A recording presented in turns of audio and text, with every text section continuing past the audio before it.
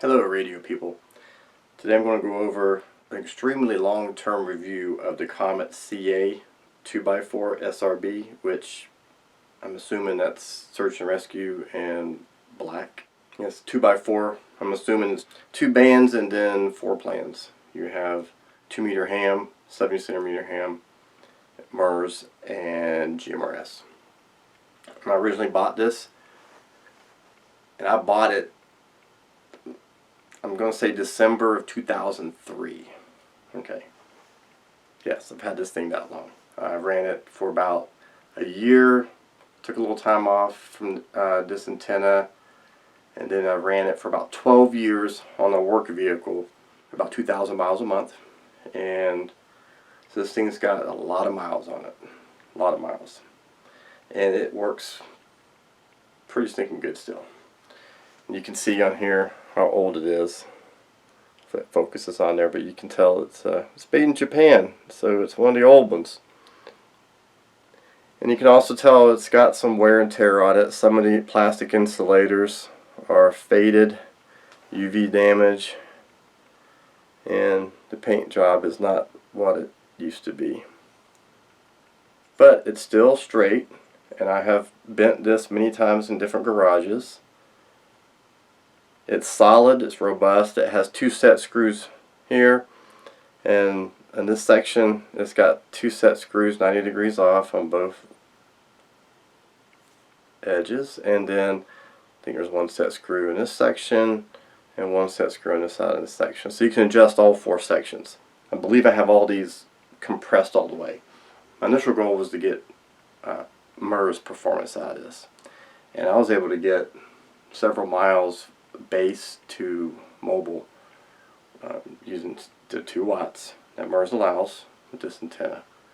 Maybe 6 miles was actually workable to a 30-foot base antenna. Anyway, since it's so old and it's aged so much, I like to take it out, put it on a truck on an old mag mount that it's rode around on. Same age as this from Comet, and see how they have held up after 18 years of Florida sun, heat, and rain. So let's go. So what we'll do, make things easy, I'll just use the same radio, that way we got the same connector, I don't have to change male to female and all that stuff. So we're going to go B-Tech, I'm going to use the good stuff. Another B-Tech, and Baofeng, oh yeah. Like I said, make it easy. Okay, here's the old Comet. I think it's a 5-inch mag mount. It looks well used, and it is.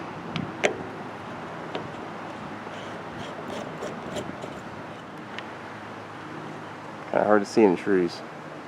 Do MURS, and yeah, that's a Kenwood antenna on a MURS. It's a Kenwood 155. So make sure we get a good reading on that. Channel mode. Alright, MURS up, girl. Channel, let's go down to channel 1. 4, 3, 2, 1. Alright, we're going to use 820 in the MURS world. 820. You see nothing. Needle didn't move. 2, 3, 4, 5. It's not a needle, but you know what I'm saying. Alright, channel 5 is a further spread, 154/600. 154/600 right there. And as you can see, nothing. SWR did not wiggle. And I believe that's what it was before when I was using it. It was a perfect match. Alright, next up for bid, GMRS. Channel mode. And let's go down to channel 1. 1. Alright, we got channel 1 and 1.03. Wow. Okay, let's go up to 3, 4, 5, 7, 8. Go to 8 where we get up to 467. See what it does. 1.16, 1.23. There we go. 5. We can go 15, but it's still going to be low because it's in the 462s. Perfect flat, perfect flat.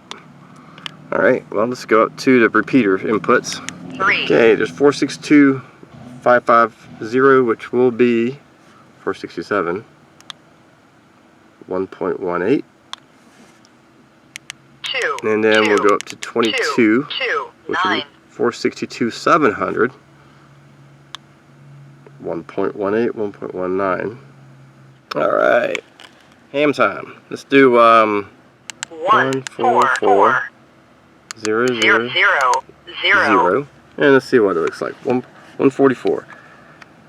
1.25. It's bouncing around 1.25. Okay, 1.25. Let's go to 1, 4, 1, 4, 6, 5. 2, 0. Yeah, that's close enough to the middle. Let's see what it looks like. Fly as a pancake, 1. Let's go to 140. 1, 4, 7, 7, 950. 9, 5, 0. Top end of the band. Flat. Flat, flat, flat. Alright, let's go to 4, 4, 0, 0, 0, 0. 444, 0, 0, 0. There's 1.14. 4, 4, 5, 0, 0, 0. 445, 0, 0, 0. 1.24. 4, 4, 9, 9, 5, 0. 449, 950. 1.1. And let's go down to 435. 3, 5, 0, 0, 0. Let's see what 435 does. Doesn't move. Wow. Let's go to 430. 4, 3, 0, 0, 0, 0. 430. Okay, now we're moving up. 1.47. Flat. I mean, for 4 bands, I don't know anything that can get that good. And it performs. It gets out and it hears very well. Now, if I was to be in the market for this antenna today, what I'd probably do is get the version of the spring. There's a spring that's here. There's an aftermarket spring I can buy to put here too. I haven't done that yet, but I'm going to look into that.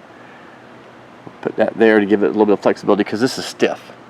And part of the problem being stiff is that it hits things it doesn't give. If it doesn't give, that means something else has to give. I've had my mounts give before, and that's not good because those aren't cheap either.